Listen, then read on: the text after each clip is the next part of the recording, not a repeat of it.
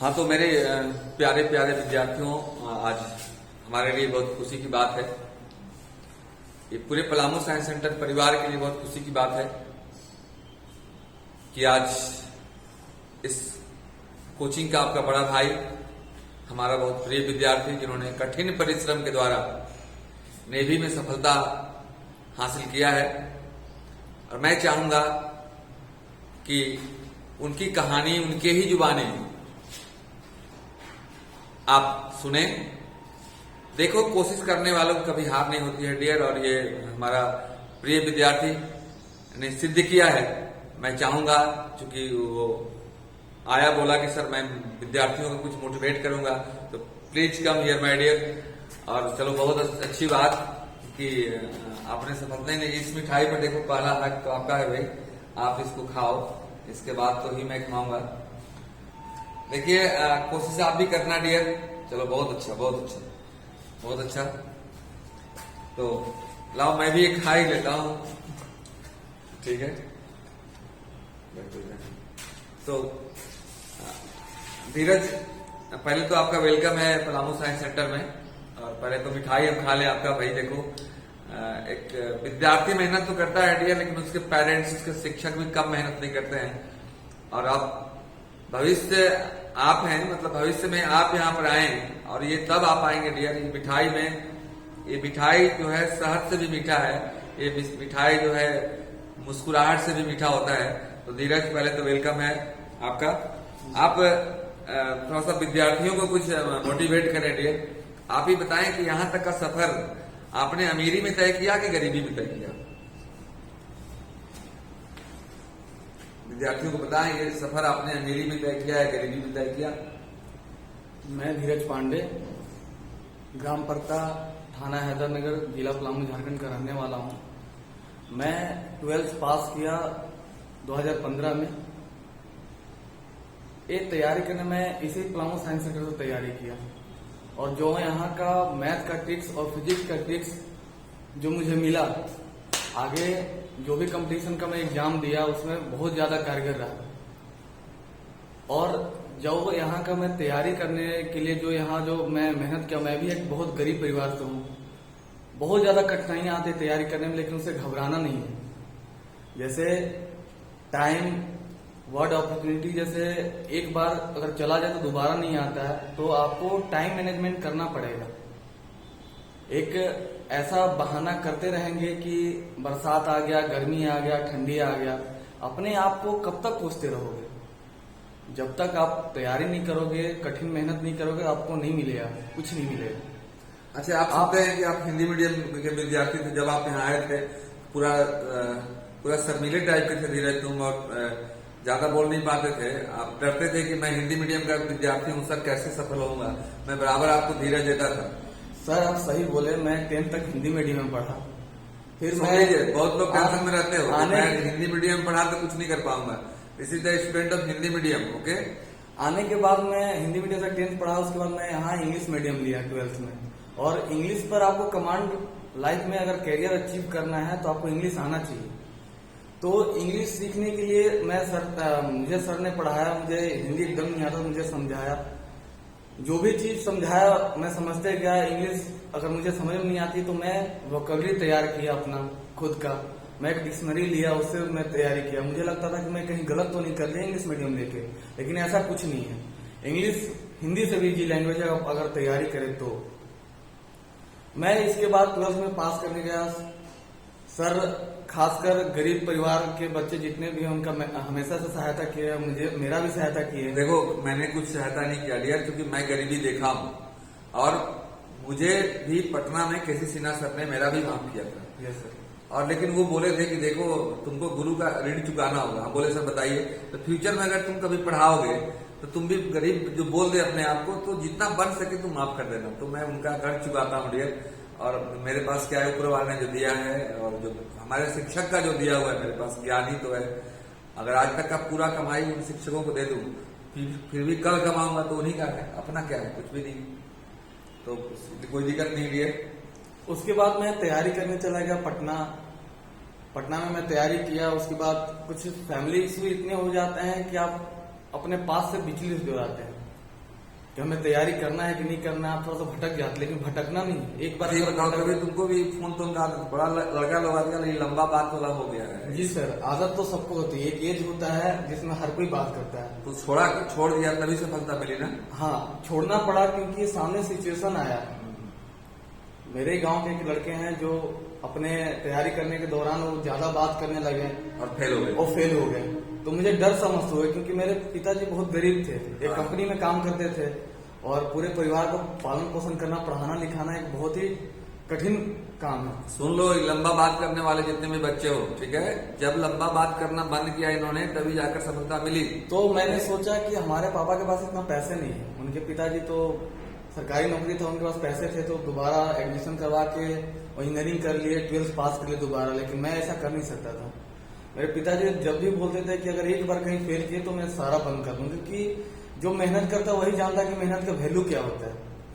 तो फिर मैं छोड़ दिया क्योंकि मेरे सामने एक एग्जाम्पल सा सेट हुआ कि अगर मैं नहीं करूंगा तो आपको तैयारी करना पड़ेगा खुद के लिए, अपने आने वाले बच्चों के लिए, अपने माता पिता के लिए, आपको तैयारी करना चाहिए और करना पड़ेगा ही, तभी आगे जाके।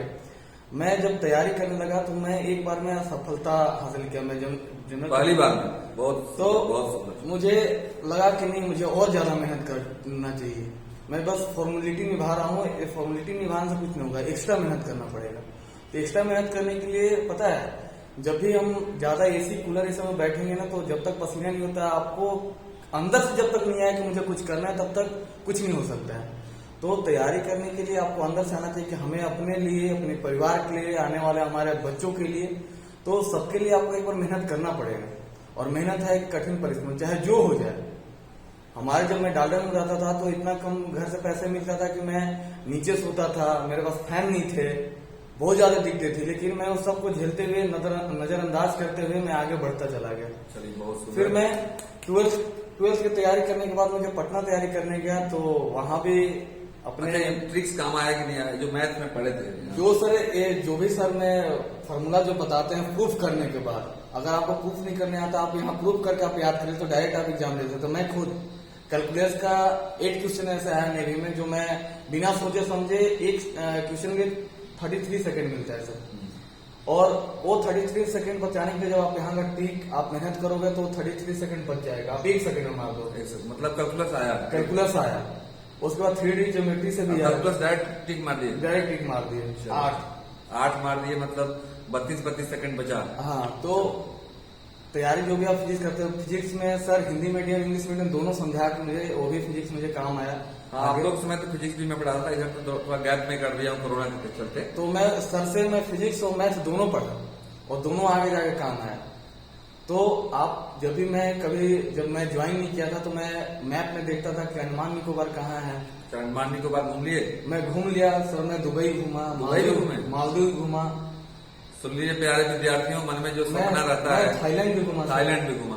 तुम लोग का सपना बस यही रहता है किसी तरह से भैया के ससुराली चले जाएं, किसी तरह से मामा घर चले जाएं, किसी तरह से वहां चले जाएं, किसी तरह से वहां चले जाएं। ये नहीं, सपना वैसा देखो जहां जनरल लोग सपना नहीं देख पाते हैं। उस सपना पूरा करने के लिए कठिन परिश्रम करना पड़ता है। आपको हर चीज मिलेगा। जब मैं 12th में था तो मेरे पास फेसबुक अकाउंट नहीं थे, मेरे पास बड़े वाला फोन नहीं था, लेकिन एक समय के साथ आप सब चीज बना देंगे, यूट्यूब चैनल बना देंगे, आप शॉर्ट बनाएंगे, घूमेंगे फिरेंगे, आपके पास हर बाइक होगा, 4 व्हीलर होगा, हर चीज होगा, लेकिन समय कम था। लेकिन आपको उसको पाने के लिए मेहनत करना पड़ेगा। अभी कहाँ पे पोस्टिंग है? मैं सर केरला में ही पोस्टेड हूँ। केरला में जो ईयर का करियर बन रहा है सर विक्रांत, मैं विक्रांत में ही पोस्टेड हूँ।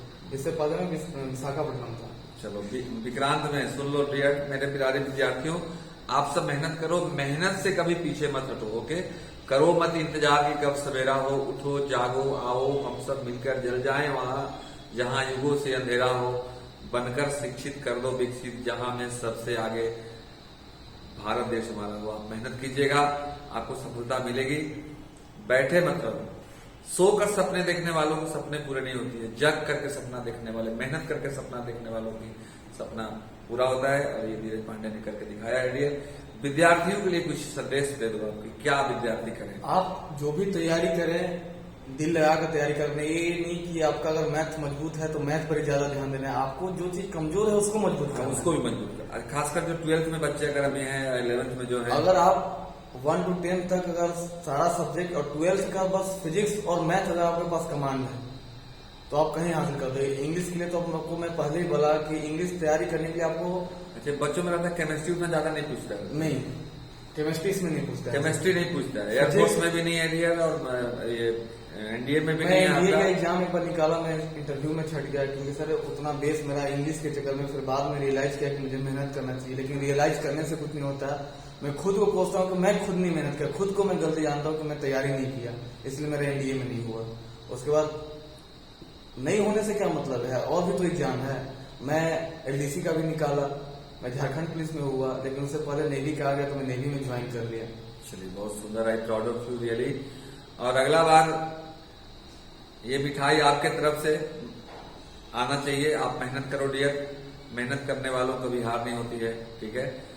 कोशिश करो, आप बैठकर सोचने से कुछ नहीं होगा डियर। आपको मैं बताता हूँ 11th 12th का मैथ, अगर 10th का एग्जाम दे दिए हैं आप इस पे भी तो आप घर पर बैठे नहीं। बहुत लोग 12th का एग्जाम देकर बैठ जाते हैं। अब 6 महीना बैठ जाओगे तो 6 महीना में जब पानी, बरसात खत्म हो जाता है, जमीन का पानी सूख जाता है, तो इसमें से आपका 6 महीना में ये उड़ जाता है। फिर तैयारी करोगे तो शुरुआत से तैयारी करना पड़ेगा। तो खासकर 12th के जो एग्जाम देकर बैठ जाते हैं, 10th के एग्जाम देकर बैठ जाते हैं आप लोग, तो आप लोग बैठिए मत देर। जैसे मान लो रोड पे कहीं जा रहे हो, बहुत गाड़ियां हैं, क्योंकि कंपटीशन है ना, बहुत गाड़ियां रोड पे जा रही हैं, आपके कुछ पीछे हैं, कुछ आपके आगे हैं। आप जब आराम करने लगोगे 1 घंटा, तो पता चलेगा कि उतना देर में कितनी गाड़ियां आपको छोड़कर आगे निकल गई। ओके, तो ये रेस है जिंदगी का, आपको आराम नहीं करना है। देखो, आराम नहीं किया इन्होंने, तो आज आपके सामने खड़े हैं। तो आप कोशिश करो डियर, और कोशिश करने वालों की लाइन में आप खड़े होइए तो आपकी हार नहीं होगी। ओके धीरज, लास्ट संदेश बच्चों को आप दे दो। जो भी है, आप ये ना सोचे कि कंटिन्यू आप पढ़ते रहे दिखाने के लिए। बहुत से बच्चे हैं जो गार्जियन के सामने दिखा कर पढ़ते हैं। हाँ, ये भी एक और बात। आप दिखा कर मत पढ़े, उनको ये नहीं लगना कि हमारा बच्चा पढ़ रहा है, लेकिन रियली में जो तैयारी कर रहे हो वो आपको दिखाना है। दिखाना ये है कि रिजल्ट चाहिए, ये नहीं है कि आप दिखा के पढ़ रहे हैं, पापा कहीं चले गए तो आप किताब को भी बंद करके आप रख दे। यही होता है सब। और 8 घंटे और 12 घंटे नहीं पढ़ना है। आप और कोई भी पढ़ाई करें तो मोबाइल फोन बंद कर दिए, नेवर।